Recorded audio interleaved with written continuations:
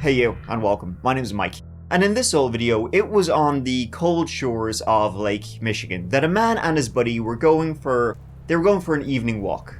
It was wet, windy, and cold as one of these men, Evan, strolled through the rocks, the sand, and the driftwood, minding his own business. About 150 yards though from the parking lot, Evan noticed something up ahead. At first he thought it was just the driftwood, lying on this embankment and bluffs that led down to the beach. Evan could quickly tell though that this was no driftwood. It was a human leg. Just for evidence purposes. Okay, so this gets swept away? Yeah. Okay. This would become part of an extremely disturbing and twisted case that began with the disappearance of a woman who went on a date with an incomparable man. Incomparable to anything good. Let's give it a go.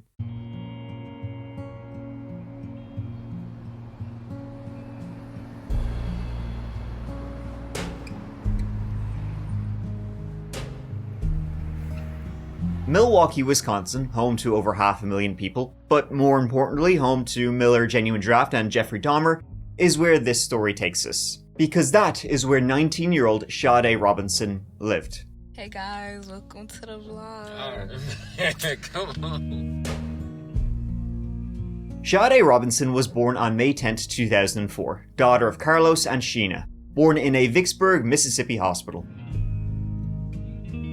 When she was a baby of 2 years old, Sade and her family, they upped sticks and they moved north to Milwaukee, Wisconsin, which would go on to become the permanent home for young Sade. She went to a Milwaukee public school, she was part of the Girl Scouts, she played soccer, and Sade was an extremely talented dancer. Like anything to do with the arts, folks, let me tell you, she was in there. Rapping, performing, even ballroom dancing. She was super outgoing and adventurous. Gregarious, you might even say. And you know what I will say? And she was thinking at one point, the Yale Air Force might have a bit of that.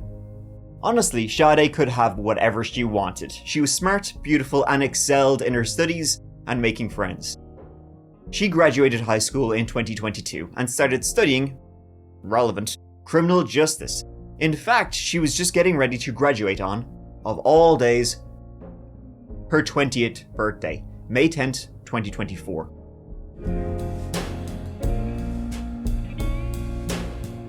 She was also working 2 jobs. One was at a pizza shop named Pizza Shuttle, where she would regularly hand out pizza slices to the homeless folks living all around there, and then she would also work at the Wisconsin Country Club, all the while renting an apartment. Impressive. Most impressive.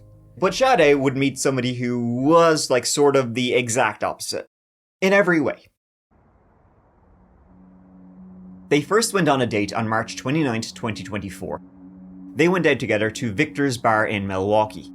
They would then go out for their next date, and this was when Sade was last seen, on April 1st, 2024. April Fool's Day, though the only joke was the person she was meeting. His name was Maxwell Anderson. That day, Sade was working in Pizza Shuttle, regular ass shift for her. And after her shift, she was going to go meet with this Maxwell Anderson for their date.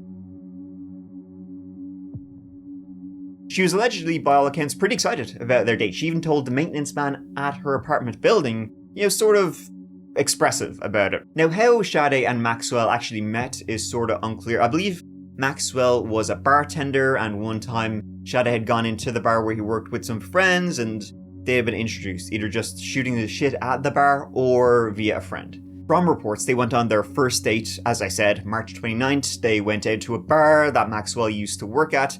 Then they arranged for date number 2, 3 days later, to go out for dinner on April 1st. Regardless, anyway, they had been texting each other and agreed to meet up for some food. Sade said she was feeling seafood, so they arranged to go to Twisted Fisherman, the dark and twisted mind of a fisherman. That sort of food. Fairness, now the menu is not that twisted. Maxwell used to work here too, if you can believe that. I'm saying used to work.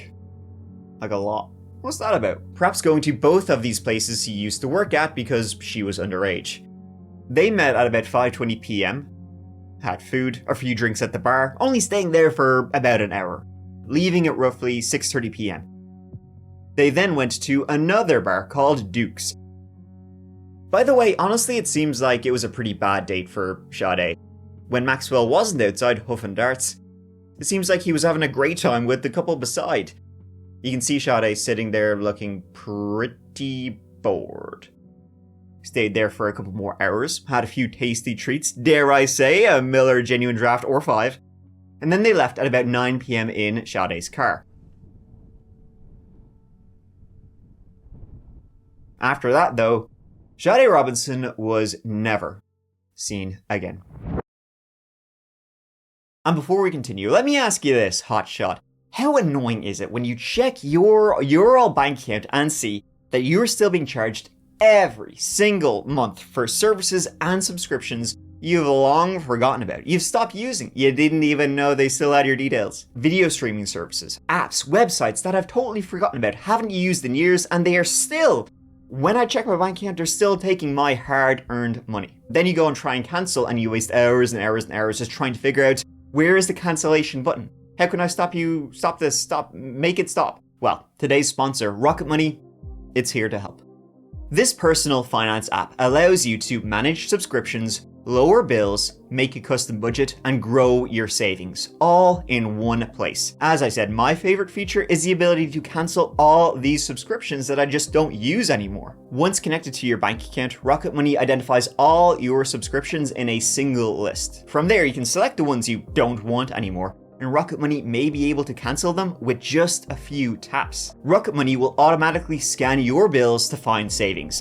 With just a couple of taps, Rocket Money can help negotiate your bills for you, from internet service to cable and phone bills. No need to worry about customer service calls. Let the app's negotiators go to work for you to try get the best possible rate. To save more and spend less, join the over 5 million members using Rocket Money today. Go to rocketmoney.com/chapter or click the link in the description to get started for free and reach your financial goals faster. Once again, go to rocketmoney.com/chapter or click the link in the description to get started for free. You can also unlock even more features with Premium. Thank you so much to Rocket Money for sponsoring this whole video.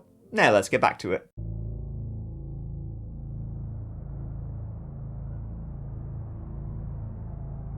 Sade didn't show up for her shift at Pizza Shuttle the following day. This is now April number 2, April 2nd. And you know, it's one of those cases where she doesn't show up, you immediately know something's wrong, because she always showed up, and if she didn't show up, she would ring, saying, "How is lads? I'm gonna be a little bit late in today." She didn't do any of that. And then when her manager and her colleagues, they tried to call her saying, "Where you at?" No answer. So immediately you're thinking, okay, if she's not answering and no contact from her, that's out of character, therefore something is wrong. Her manager tried calling her on the phone all day long. Tried calling then her friends, tried calling her family. None of them had heard from Sade at all April 2nd. It was her family who then reported her missing that evening at about 9 PM Tuesday, April 2nd. The police's first port of call, Sade's apartment. Knock knock. Anybody home? Nobody home at all. In fact, when they let themselves in, having a go around the place, there was zero signs of a disturbance, but it also seemed like she hadn't been here at all that day. Now, what the police didn't know at this stage, as they were opening a missing persons report, was that a substantial amount of movement had already begun in this case. Namely, with the discovery of two things. One, hours earlier, that very same day, April 2nd, a car had been found burnt to shite.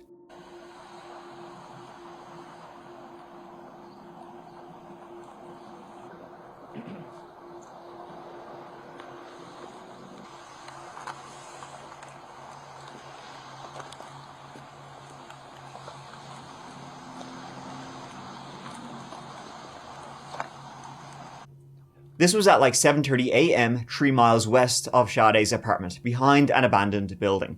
A witness had seen a man exit the vehicle and toss a lighter into it before walking away.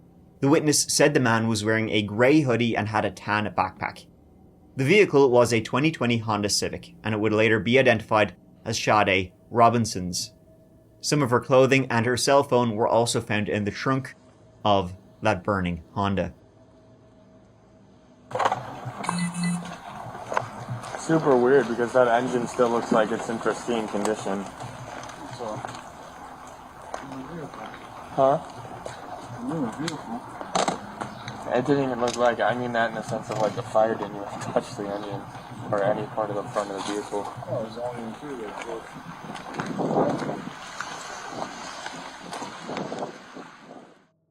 Then also, again that very same day as Sade's manager is desperately trying to find her and locate, make sure she's okay, a man named Evan and his friend had been going for a walk along the banks of Lake Michigan. This was in Warnament Park, about 30 minutes due south of Milwaukee proper, along the banks of the Great Lake. Stand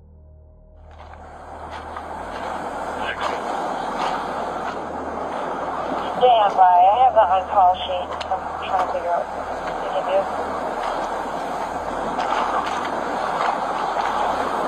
Okay, take that. Alright. How's it going? What's up, man? So, this is Evan Millies. We've dealt with him before. Sometimes, mostly a good guy. He's gotten into this trouble a couple times, but good dude. Okay. So they walked down the S curve from Sheridan, started walking south just for fun, rough day on the beach.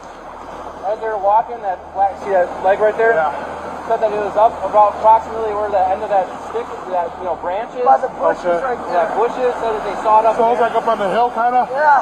Okay. So said that him and his buddy who's in my squad right now walked out, called us, and then when we came back, it was about, I don't know, maybe 7 feet east. By the rock. I moved it just for evidence purposes. Okay, so they get swept away? Yeah. Okay. How long were you out here? About probably an hour. An hour? Yeah. Okay. There, a human leg was discovered, the leg belonging to a black female. It was a pretty horrifying discovery. As you can tell, Evan seems like he's even in shock. Did you come this way? Yeah. Yeah? It's going The to first be time you Marco. seen anything here? Yeah. Yeah? It's the first time you seen anything like this? Yeah. Yeah? Okay. Alright, Evan. Just hang tight, don't go anywhere, okay? Yeah.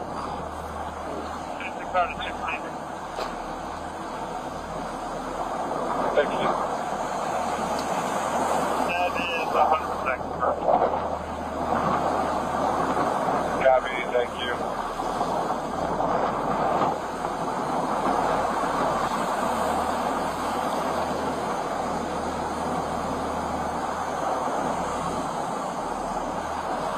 Alright, hang on, Evan. We'll talk to you some more, okay?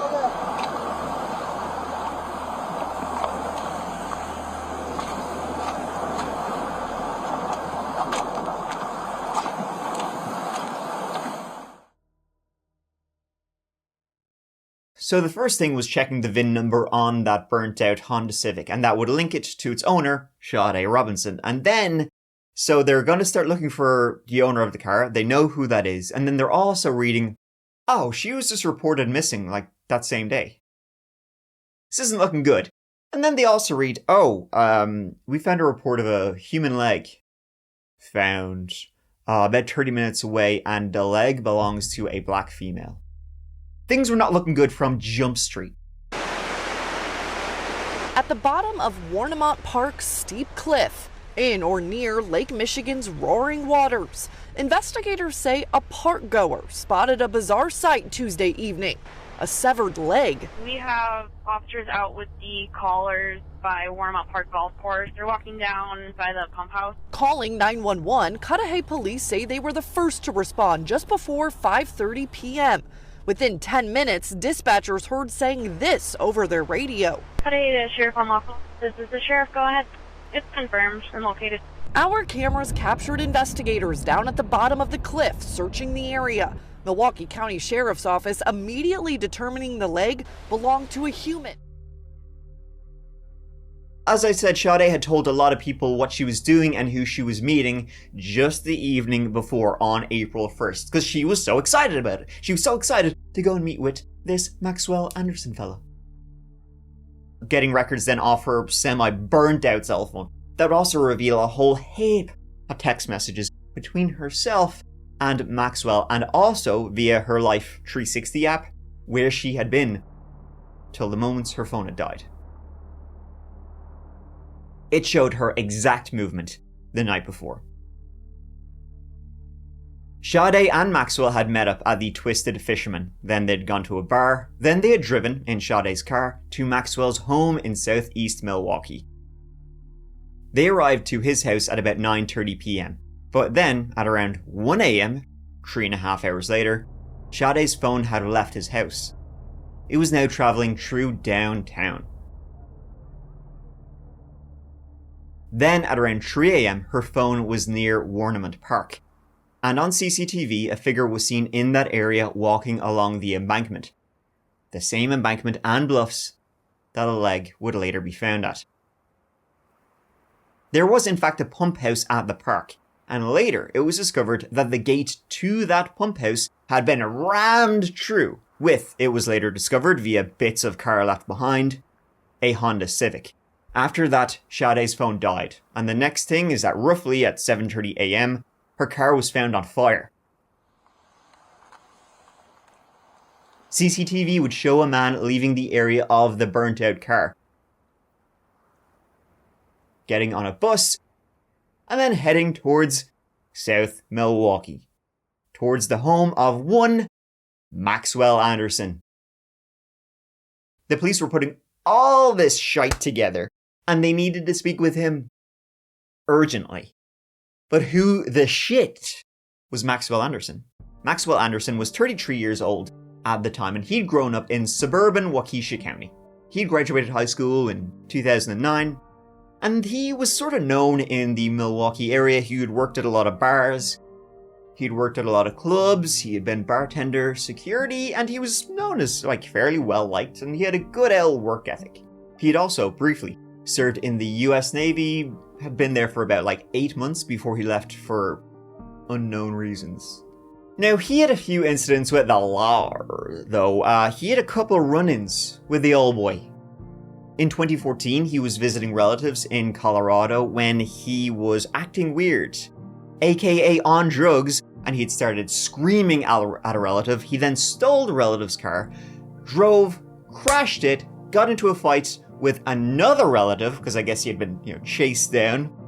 That was a bad move on Maxwell Anderson's part, because it ended up Maxwell ended up in maximum bad position, because he got the shite bait out of him by this other relative, ending up in hospital. A year later, in 2015, he was arrested again for domestic abuse for glassing an elderly relative.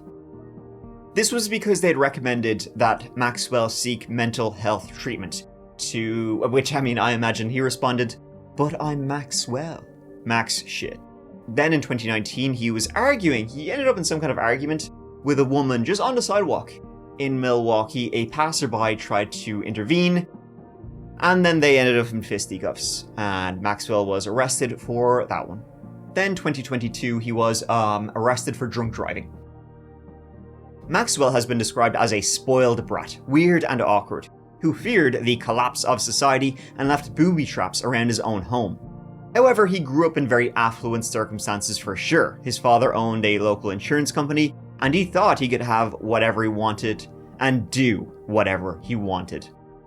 And that included having a sex dungeon, because somehow in this story, of course, he had a sex dungeon. And you know the way people say, have a bit of cop on. You shouldn't kink shame people. Don't kink shame people. I disagree. I feel like some people we should kink shame, because Maxwell Anderson is a maximum piece of shit.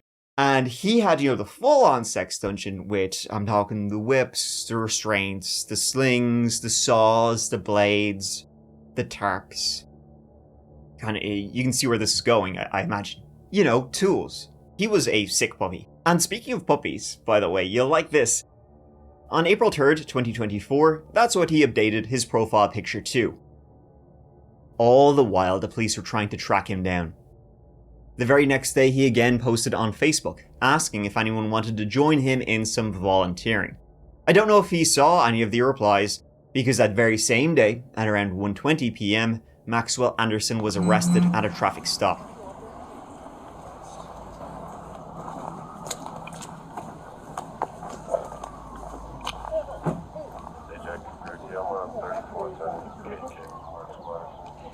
Head to southbound Hampton on, 45 southbound Hampton on for Apollo Reserve Highway versus Chicago.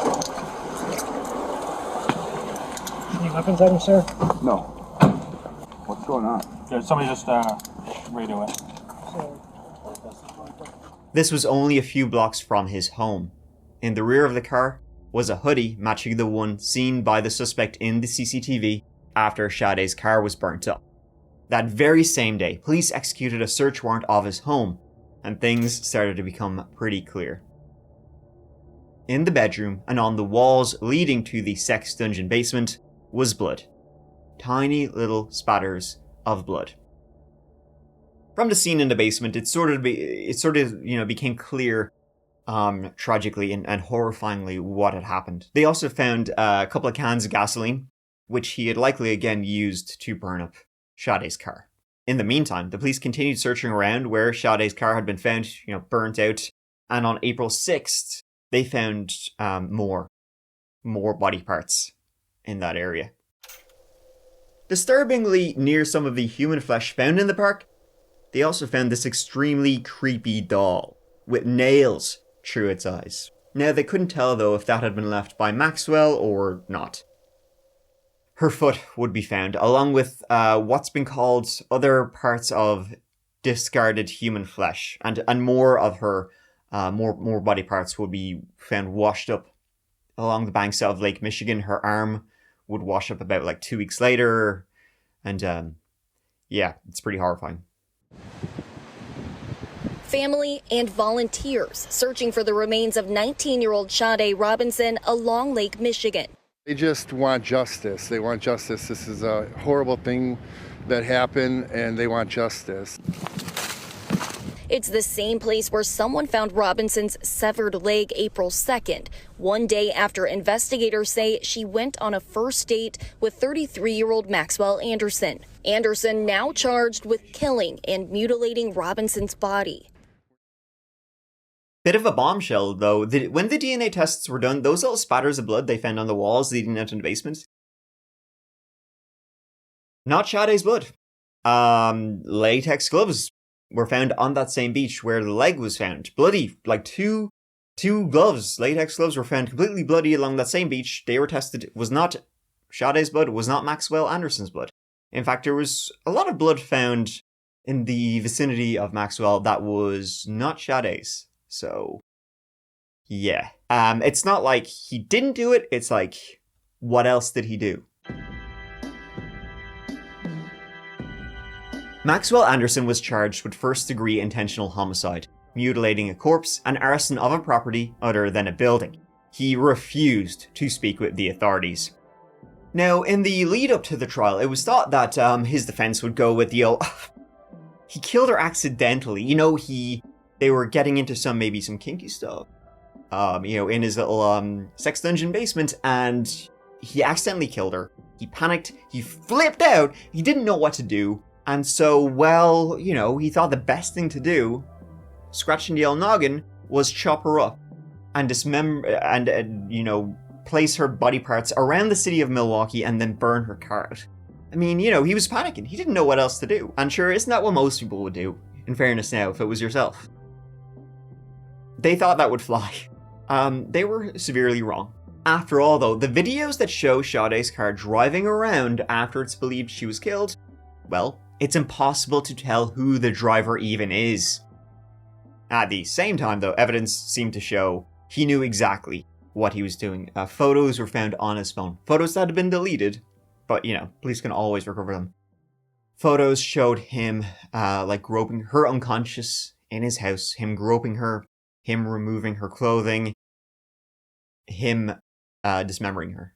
After they'd gone to that second bar, they had gone back to Maxwell's place.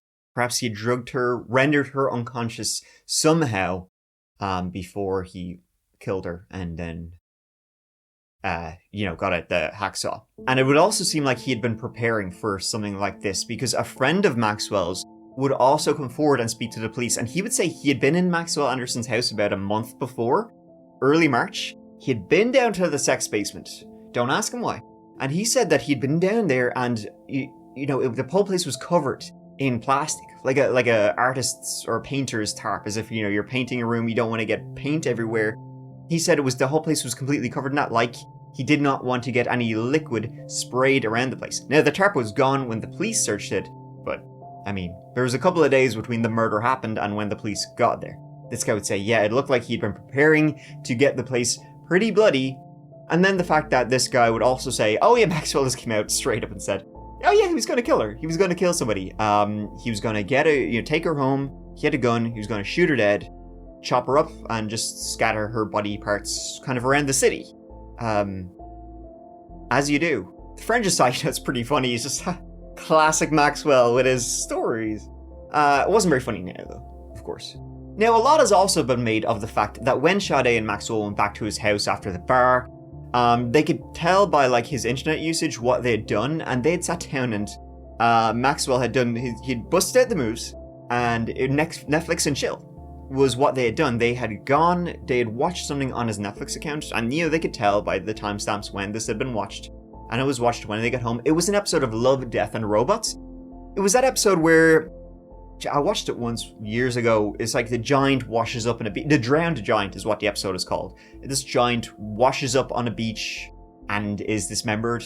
And then, prosecutors would say later on that he had used this as inspiration. Which, in fairness, now if you've seen the episode, it's absolutely shite. It's not a very, creepy, murderous episode at all. And it seemed like he'd been preparing this for some time. So I don't think that had anything to do with anything. They used to blame video games for murder, now they're blaming, Netflix. Why not?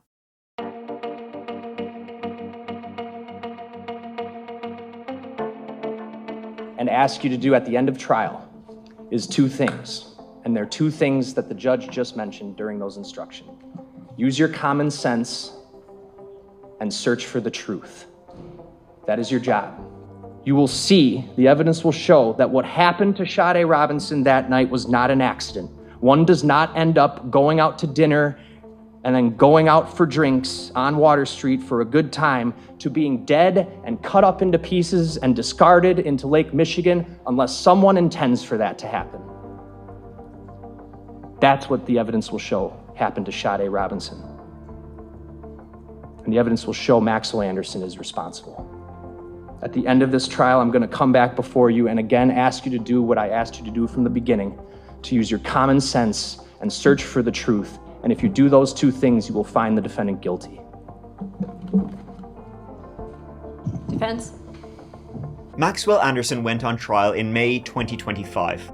The trial lasted 2 weeks. He pleaded not guilty. As you can see, he is barely moving a muscle, and he remained like this throughout the entire trial. And though tiny eyes, big Manson lamps. He did not testify, and the defense called no witnesses. They just went with, he had no reason to kill her, so therefore he couldn't have killed her. And we don't even know what happened in the house, Beats me. So, but you can't definitively say he did it. Just, ignore any pictures or any evidence or really anything at all, and you can't find him guilty if you were blind. Interestingly, they never actually found her blood in his house, nor even signs of a cleanup, which the defense used heavily.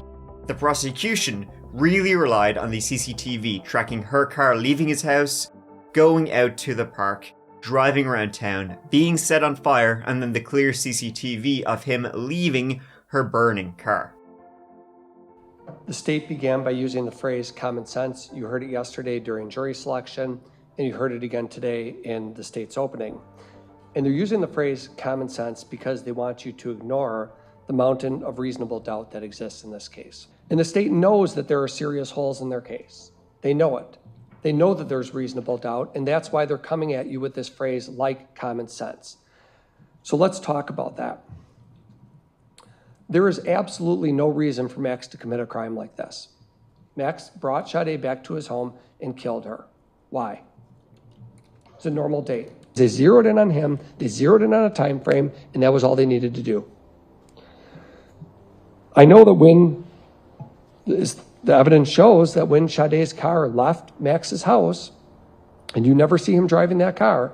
Yeah, as I said, so with all of the wondrous collage of evidence I just went through, it went about as well as you would expect for old Max shit Anderson.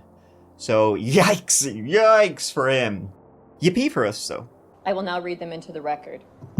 As to count 1, the verdict reads, we, the jury, find the defendant, Maxwell Anderson, guilty of first-degree intentional homicide as charged in count 1 of the information. As to count 2, we, the jury, find the defendant, Maxwell Anderson, guilty of mutilating a corpse as charged in count 2 of the information. As to count 3, we, the jury, find the defendant, Maxwell Anderson, guilty of arson of property other than a building as charged in count 3 of the information. As to count 4, we, the jury, find the defendant, Maxwell Anderson, guilty of hiding a corpse as charged in count 4 of the information. At this point, I will poll the jury. What that means is as follows. I'm going to have the first juror state. The jury deliberated for about an hour. They came back with what you love to see in a case like this, guilty on all counts. Maxwell has not been sentenced yet. That will happen in August of 2025, but he is facing a mandatory life sentence. So why did he do it? He pleaded not guilty, so it's impossible to really know. He had a history of violence, so him freaking out after something going wrong, that makes more sense. But then the friend comes along and says he planned it, had been planning it for a while, because he was a truly twisted monster. That just makes it all the more horrifying. After Sade's death, her mom, Sheena, launched Sade's Voice Foundation, a non-profit aimed at protecting young people and supporting families during times like this, especially underreported and neglected groups. Sade was a much-loved and a very special person. This entire case is just an utter tragedy of the incredible life she would have led. It's fitting that her name should be on something as important as this. And that is the horrifying case of Sade Robinson and Maxwell Anderson. And this case is extremely creepy and disturbing. You know what else is still creepy is that the fact that blood, those little spatters of blood, found in his house are still unidentified. Now, I did see one report, or one source, it's not even a report, one lad on Twitter, saying that the blood was tested and found to be animal blood, but I can't find any official sources backing that up, that it was animal blood. So, who knows? Maybe he was, testing pigs out in his basement, or hopefully not other people. But he's still not admitted doing what he did to Sade Robinson, so maybe he will also not admit what he did to other unnamed people. Who knows? Hopefully we won't be hearing from him ever again. But you know what? Unfortunately, I have far too many fellows like him in this little black book of cases I have. So, there will be a lot of folks just like him. I'll be busy here for a while. So, look forward to that. Thank you so much for watching, folks. It means the absolute world to me that you're here.